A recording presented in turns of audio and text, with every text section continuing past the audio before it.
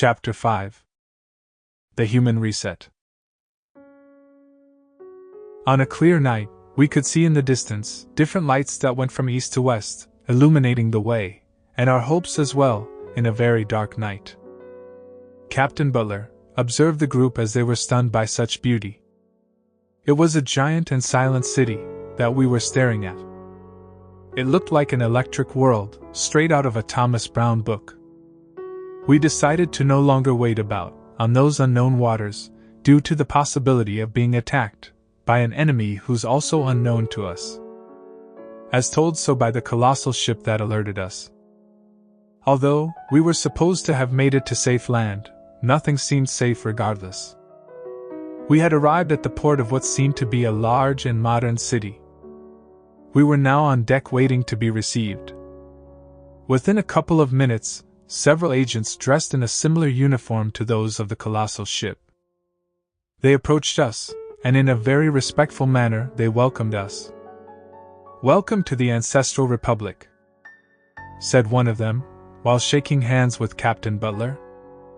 "We are happy about your visit on our land. It is something unbelievable. They informed us that you'd arrive, but regardless we could not believe it until we saw it ourselves. Visitors from there are infrequent, if not impossible. However, it is our pleasure to receive you all," he said. Captain Butler thanked him on our behalf. He then introduced me as the owner of the ship. I was experiencing all the emotions you could imagine, all together at once. I immediately wanted for all my questions to be answered. I was fearful of being on unknown land. Most of the time the idea of having discovered something immense surpassed me. I'm sure the entire crew acknowledged that making this trip had every chance of going wrong. But here we are now, on land beyond Antarctica, being received by citizens of a modern world. It was time to ask them everything. It is an honor to visit this land that until today was unknown to us, I said. Before I said anything else, the agent interrupted me, saying that he should take me to the office of the very President of the Republic himself, since our visit there was unprecedented. The President was already made aware of our visit as well. He informed him to bring us to him. He asked me to accompany him, and as I looked at Butler, who nodded with his head, I followed him. There was some people around who were witnessing this interaction as well. To them, we were the strangers who came from unsafe land. This created so much confusion in them, as well as ourselves. A vehicle I never seen in my life was waiting for us. In this part of the city, there was not a corner of which was not illuminated with light. There was lanterns that adorned and gave the sensation of being in a storybook written by the best writers. The silence of the city made sense now. Acknowledging that there were no carriages, horses, or any type of vehicle that I knew of. The difference was abysmal in everything they had. Their clothing was colorful, and the agent who accompanied me had in his hands a luminous device that transmitted images and voices. The language they spoke was different, and I didn't understand anything. A huge stone building stood out from the rest. With large and clear letters it said, "Reborn Presidential Office." The flag of this country presented itself with strong lighting. The blue circle in the center stood out. Upon arrival, I followed the agent until we entered an immense building. There were passageways between each room, and many different seats. The lighting was dim. As I went into one of those rooms, I touched the walls, which were very cold like marble. I once again felt fearful due to everything I was experiencing. I understood that our visit was uncommon. I began to get dizzy from so many steps we had to climb. The agent then asked me to wait on one of the comfortable seats. Honestly, I could have waited there for hours. The comfort of those seats was indescribable. A tall man with a mustache came out to greet me. "So, you are William Morris from the United States of America?" he said. "That's correct, sir," I said. This gentleman shook my hand strongly. explaining to me that he was sorry to have received me in one of the worst situations that existed in said republic. In fact, he said the following: "My name is Fahale. I am sorry that you have arrived in these times. Your visit and our reception would have been completely different in a better situation. You will only understand if you put it in context." I had so much confusion and questions that I couldn't even reply with a single word. "You will see, Mr. Morris. The situation is extreme, and there are moments of tension. We generally saw this war from afar. However, now we are part of it. I should explain many points so that you can understand. However, I will have to limit myself since I have more than enough men sailing the waters right now, and they need valuable information." I nodded as if pretending to understand everything he said, just to get to the story. Then I could better understand.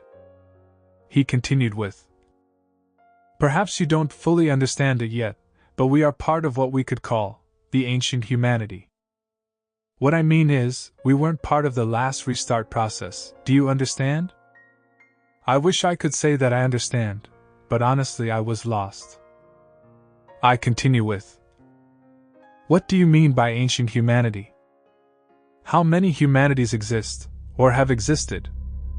He responded with, "Many humanities existed at different times, as well as many restarts or resets. These take place after a period of time, already in place, or is sometimes done before the scheduled time, due to external reasons. It is done and created intentionally before the scheduled time. From what we know, it actually happens this way. The, quote, natural process is also carried out by them through manipulation of the environment where you come from." I continue with, "What is this human restart that you're talking about? Human reboot?" He replied with, "The reset is a process that they carry out on their lands, to exterminate all human beings, leaving only their newborns, to repopulate once again. They carry out the same process over and over again.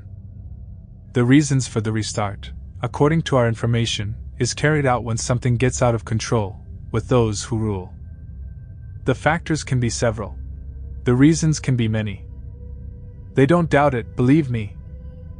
The knowledge of there being other lands can lead to a human reset. It can be done with pests, diseases, floods, fires, plagues, wars, missiles, or war bombs that they call asteroids or meteors.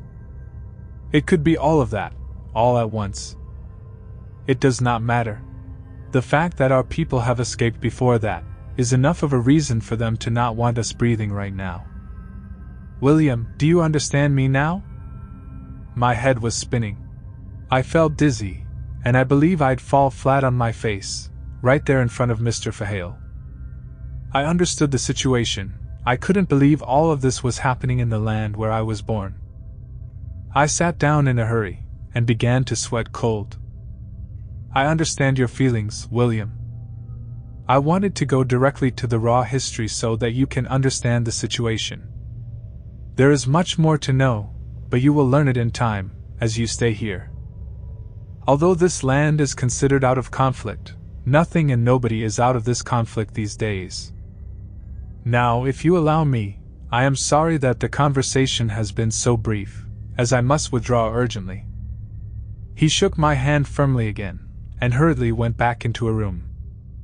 The agent who was next to me looked me in the eyes, as if understanding my pain for my homeland and my people.